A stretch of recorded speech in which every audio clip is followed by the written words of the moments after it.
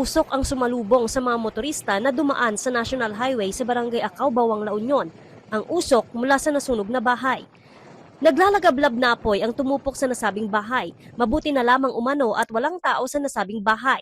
Pero ilang sasakyan at alagang hayop na naiwan sa bahay ang natupok. Ongoing po yung investigation namin. So hindi pa namin ma-determine kung saan, ano po yung origin at cause of fire. Na damay na sasakyan. Sasakyan rin nila isang Nissan SUV tapos dalawang motor. May 3 aso tapos 3 pusa na casualty po, ma'am. Mabilis din ang pagtupok ng apoy dahil ilang bahagi ng bahay ay gawa sa light materials. Tinungo ng news team ang lugar pero bigo kaming makausap ang may-ari nito. Muli namang nagpaalala ang Bureau of Fire Protection para makaiwas sa sunog lalo na ngayong panahon ng tag-init.